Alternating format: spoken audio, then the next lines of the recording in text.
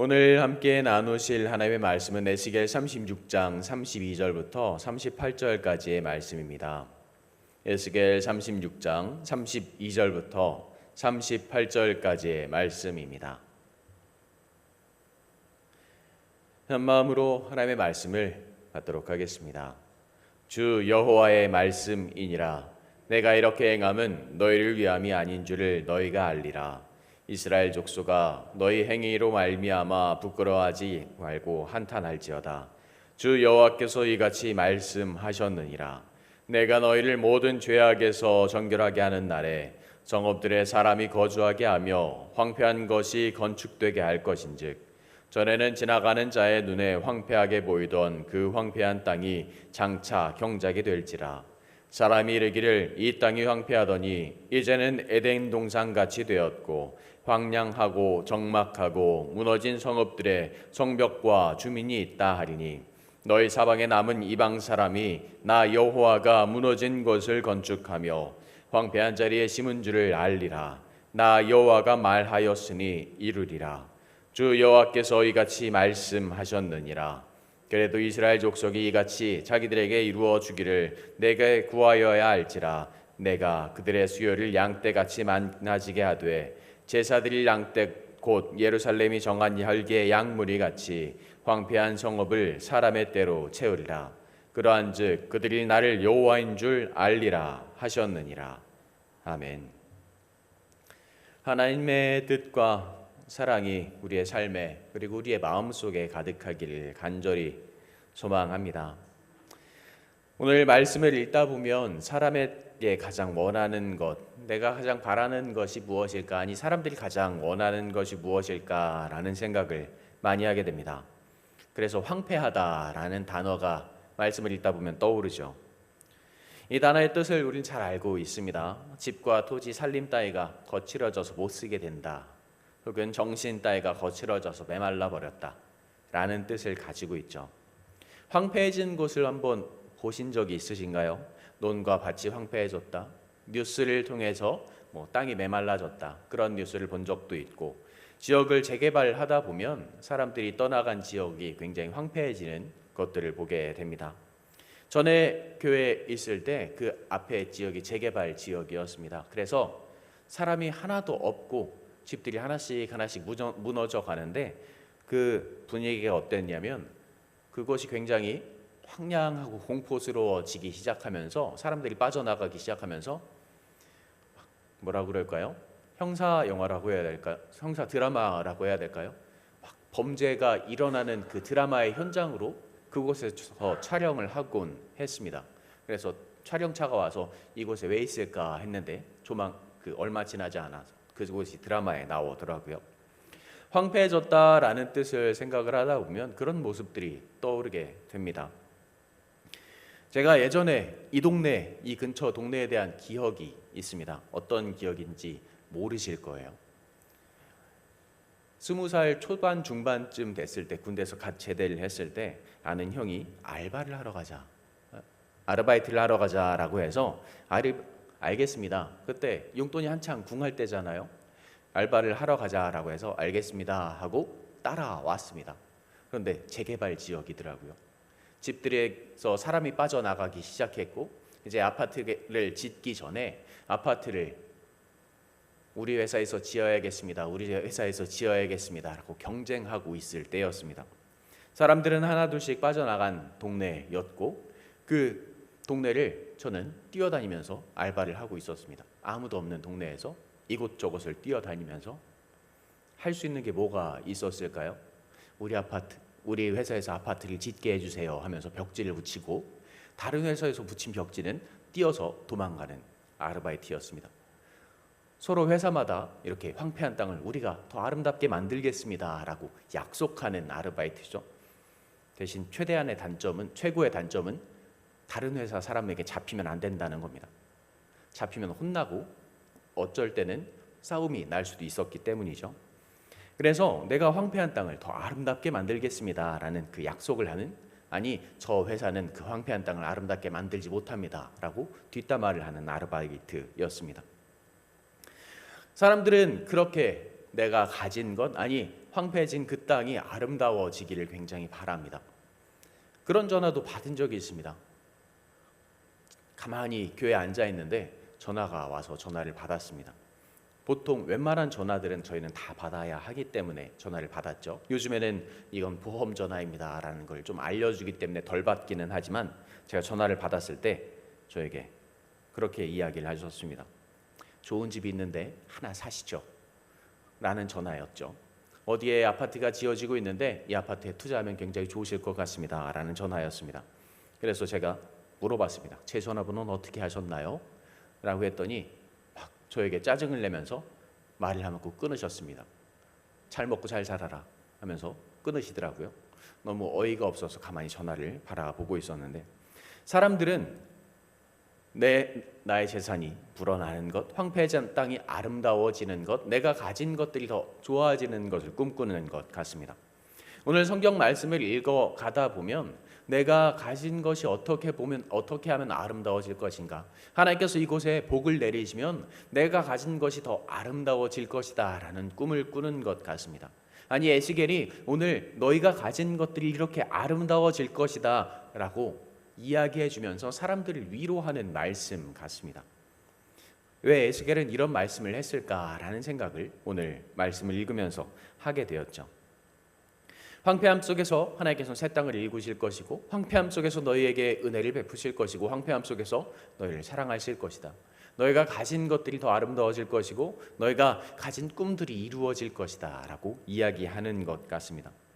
우리는 황폐함을 말하고 생각하다 보면 보통 진짜 땅만, 내가 가진 것들만 생각하는 것 같습니다. 어떻게 하면 내가 가진 것들이 더 많아질 수 있을까? 어떻게 하면 내가 가진 것들이 더 좋아질 수 있을까? 그런데 예수 하나님께서 그들에게 주신 그 말씀들 속에서, 에스겔이 그들에게 했던 그 말씀들 속에서 이야기하는 것이 그 땅만 이야기하는 것일까? 내가 가진 그 재산들만 이야기하는 것일까라는 생각을 하게 됩니다. 에스겔의 시대가 지난 이후에 신약의 시대가 와서 예수님께서 이 땅에 오셔서 그들의 제자들에게, 그들과 예수님과 함께하는 사람들에게 말했던 그 모든 장면들을 보면 황폐함이 곧 땅만은 이야기하는 것 같지는 않습니다.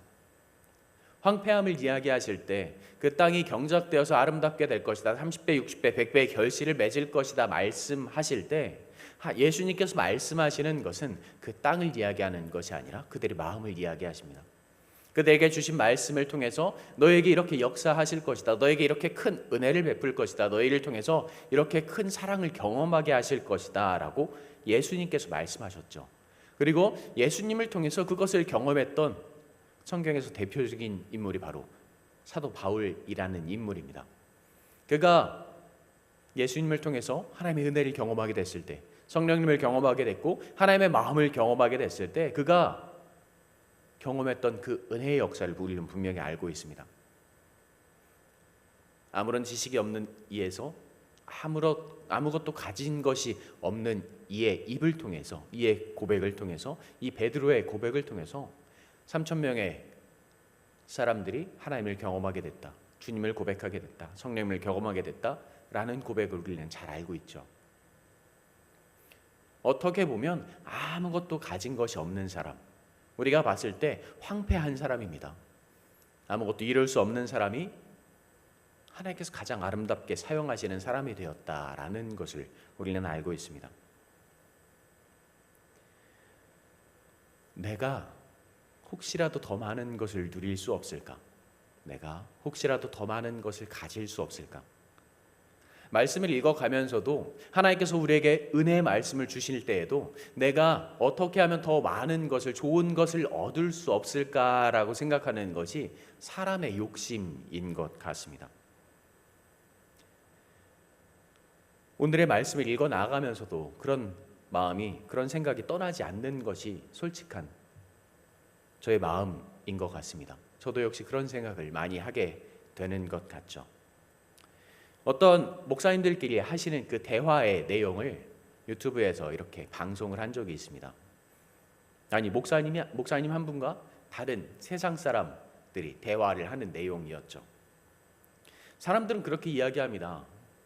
하나님, 나에게 이렇게 재산을, 기독교인들은 이런 재산을 가진 사람들이 보이는데 어떻게 어떤 사람은 수백억 수천억의 재산을 가지게 됐고 어떤 사람은 이렇게 힘들고 어렵게 살게 되고 있습니까? 하나님께서 분명히 함께 사랑하시는 것은 분명한데 왜 이 사람들은 이렇게 힘들고 이 사람들은 어렵습니까? 라고 이야기했을 때 그 목사님께서 그렇게 이야기하셨죠. 그냥 운입니다 라고 말씀하셨습니다. 때로는 그것이 나에게 찾아오는 운이기를, 때로는 그것이 나에게 찾아오는 복이기를 소망할 때가 많이 있죠. 그런데 솔직히 그 목사님께서도 말씀하시더라고요. 저에게 혹시라도 그런 행운이 찾아와서 수백억, 수천억, 아니 몇 조의 재산이 저에게 다가온다면 저는 그것을 감당할 수 없을 것 같습니다 라고 이야기하셨습니다. 나의 손에 그런 것들이 있다면 내가 하나님을 온전히 의지할 수 있을까 감당할 수 없습니다 라고 말씀을 하시더라고요. 분명히 세상 사람들이 바라봤을 때, 우리가 바라봤을 때는 옥토가 된 것 같은데 그의 삶이 굉장히 아름다워지고 찬란해지고 빛날 것 같은데 그분은 고백을 하셨습니다. 내 마음이 황폐해질 것 같습니다. 내가 더 이상 주님을 의지하지 않을 것 같습니다. 굉장히 솔직하게 말씀하시는 거죠. 그런데 앞에 있었던 다른 신앙인들, 아니 한 분은 믿음을 가지고 있었고 한 분은 믿음을 가지지 않은 분들이었지만 두 분은 굉장히 솔직하게 이야기하셨습니다. 그래도 저는 그 정도의 돈은 있으면 좋을 것 같습니다.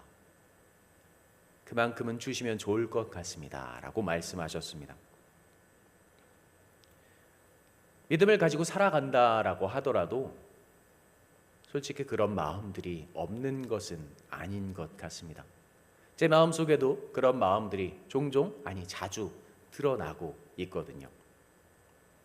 제가 결혼을 하고 나서 처음으로 가정예배를 드렸습니다. 목회자가 된다라는 사람이기 때문에 우리는 가정예배를 드려야 한다 라고 말씀을 하시기에 가정예배를 준비를 했습니다. 본문을 정하고 우리 교회는 그 하늘양식, 제목이 생각이 안 나는데 하늘양식이었나요? 그걸 가지고 가정예배를 많이 드리시지만 저희는 그것이 없었기 때문에 제가 본문을 정하고 내용들을 정리해서 말씀을 나누기 시작했습니다.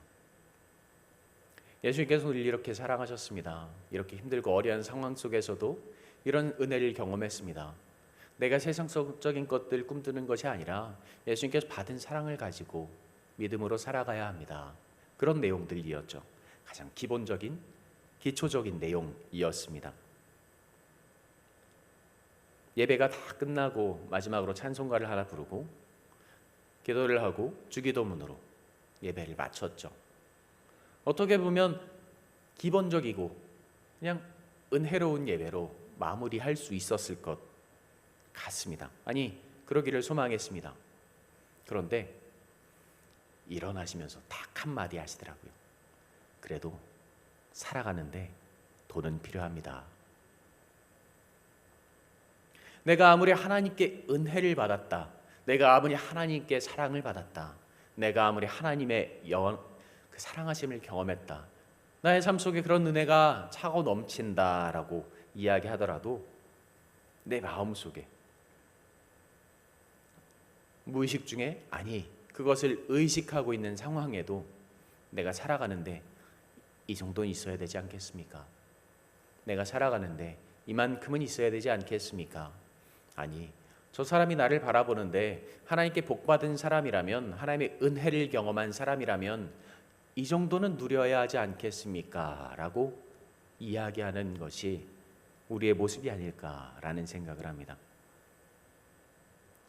신앙인들이 가장 존경하는 사람, 신앙인들이 가장 따르고 싶어하는 사람, 닮아가고 싶어하는 사람들 중에 미국의 유명한 신앙인이 있습니다. 그분은 교회 다니면서 11조를 많이 하셨고 교학교 교사를 당신이 돌아가실 때까지, 당신의 몸이 온전하실 때까지 했다라는 일화를 남기신 분이죠. 아직도 그분의 이름이 미국 곳곳에서 불리고 아직도 그분의 이 남기신 것들이 그곳에서 생활하는데 굉장히 필요하다라는 이야기를 많이 합니다. 카네기라는 사람이죠. 신앙인으로서 굉장히 본을 받아야 한다라고 이야기하고 있습니다. 그리고 가장 사람들이 원하는 것은 그만큼의 재산을 얻은 사람이 하나님을 믿고 있었다라는 것이었죠. 내가 그 사람이 가진 것에 얼만큼이라도 가질 수 있다면, 내가 이렇게 하나님께 헌신할 수 있을 텐데, 내가 이만큼만 가지고 있다면 하나님께 더 감사할 수 있을 텐데, 내가 이만큼만 더 누릴 수 있다면 하나님께 더 고백할 수 있을 텐데, 내가 그만큼을 더 할 수 있을 텐데 라는 생각을 더 많이 하는 것 같습니다. 그런데 종종 그런 소식들을 우리는 보게 됩니다. 그리고 그런 삶을 살아가는 이들을 보게 되죠. 이만큼을 더 가지게 된 사람, 이만큼을 더 누리게 된 사람.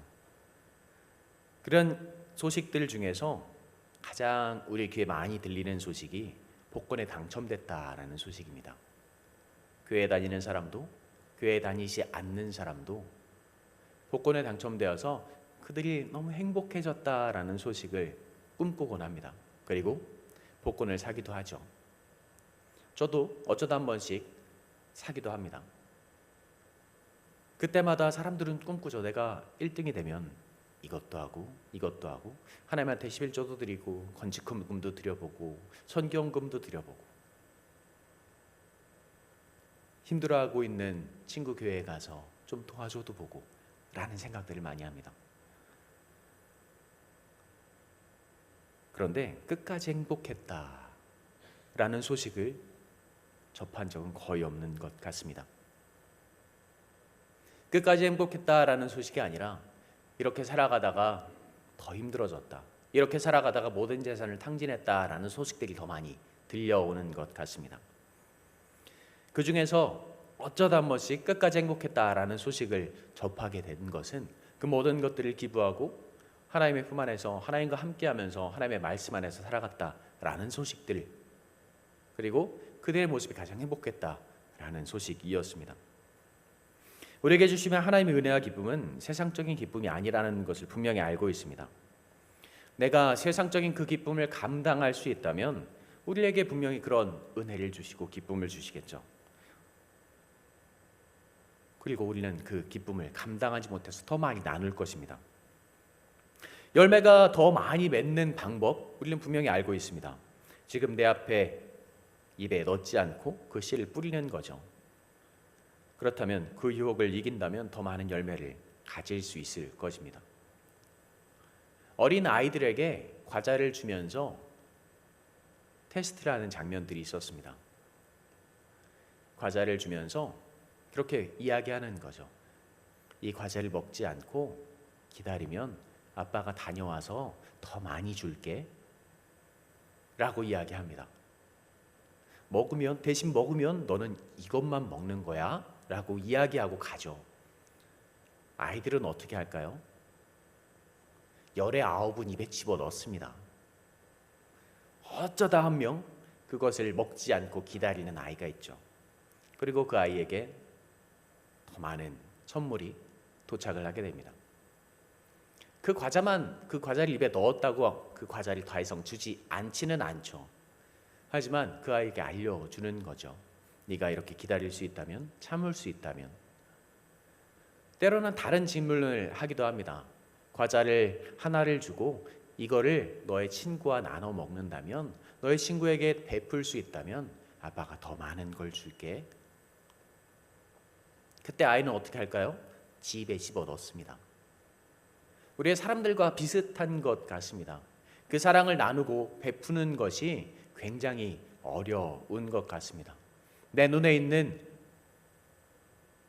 앞에 있는 이것이 나의 삶을, 내가 살아가는 그 삶을 조금이라도 윤택하게 만들 수 있다면, 내 땅이 조금이라도 비옥해질 수만 있다면 내 손에 쥐고 있는 것을 놓지 않는 것이 사람의 욕심인 것 같습니다. 그런데 하나님께서 말씀하시죠.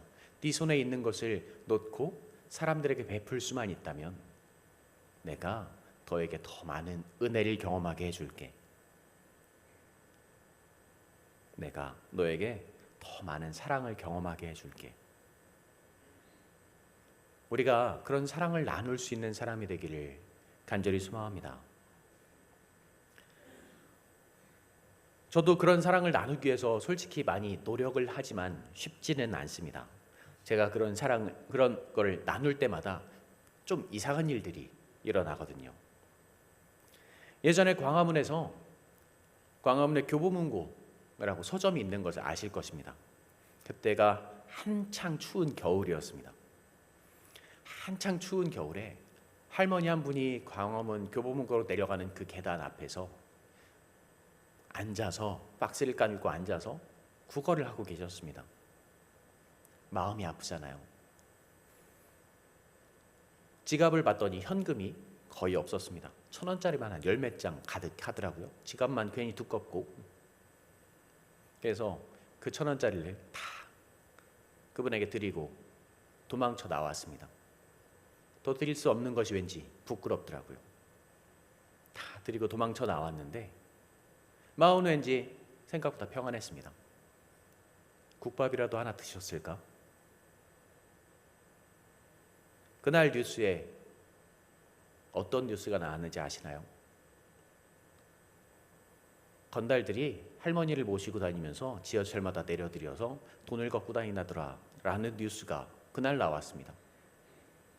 나는 좋은 일을 했는데 이상한 소식이 저에게 들려오더라고요. 그건 저의 여담이겠죠. 하나님께서 주시는 은혜가, 하나님께서 주신 그 사랑이 때론 나의 손에 잡히기를 원할 때가 더 많이 있는 것 같습니다. 그런데 그것은 나에게 다가오는 유혹일 때가 더 많이 있는 게 사실입니다. 내가 이만큼을 더 누릴 수 있다면 하나님의 은혜를 더 많이 전할 수 있겠지.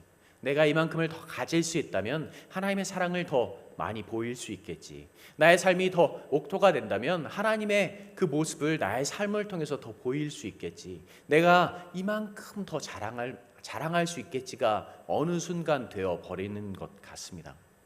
그런데 우리가 삶을 살아가다가 우리의 삶에서 가장 은혜가 되는 사람들을 가만히 쳐다보게 되면 아까 카네기 같은 분이 아니라 아무것도 없는 것 속에서 내 것을 나누어서 하나님을 믿으면서 베풀며 살아가는 사람들의 이야기, 아무것도 없는 삶 속에서 하나님의 은혜를 경험해서 그것을 감당하지 못해 그 모습을 보이는 사람들의 이야기가 우리의 삶의 가장 큰 은혜고 축복으로 다가오는 것 같습니다.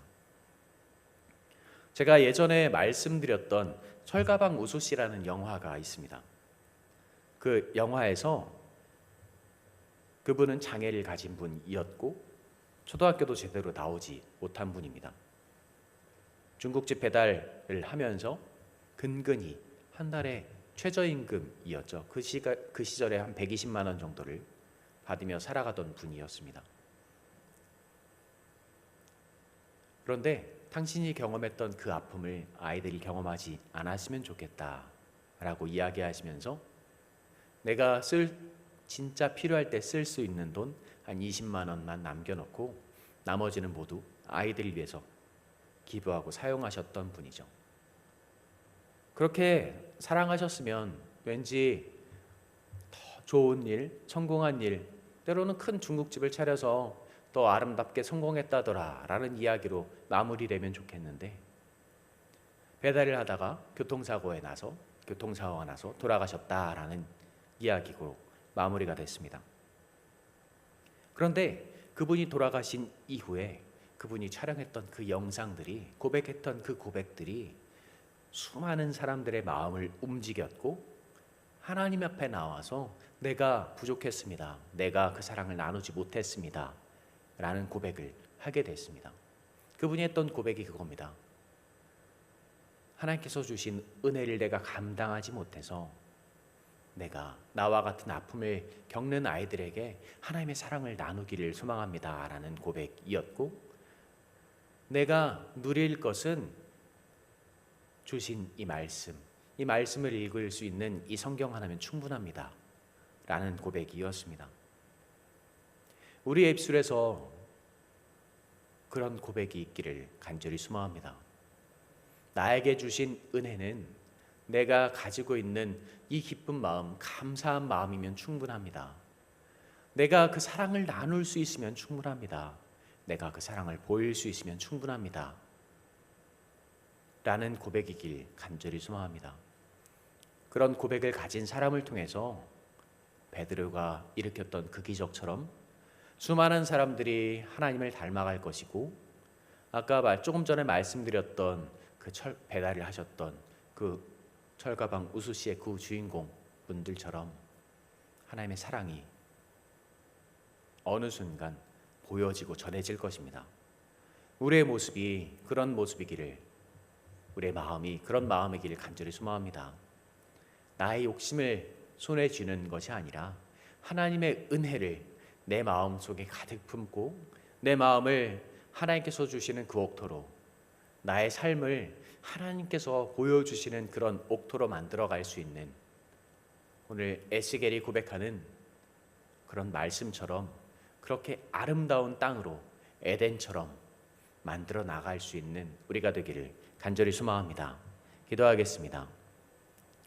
사랑과 은혜가 충만하신 하나님 감사합니다.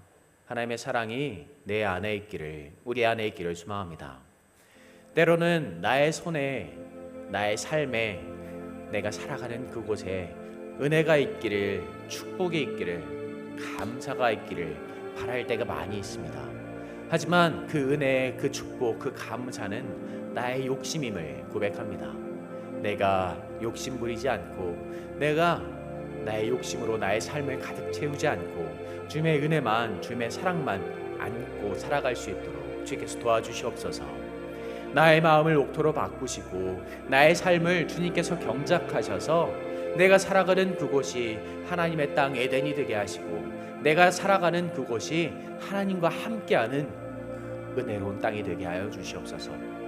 기쁨의 땅이 되게 하시고 감사의 땅이 되게 하셔서 우리가 살아가는 그곳에서, 우리가 마음을 나누고 사랑을 나누는 그곳에서 하나님의 은혜가 가득 차고 넘침을 경험할 수 있는 우리가 되게 하여 주시옵소서.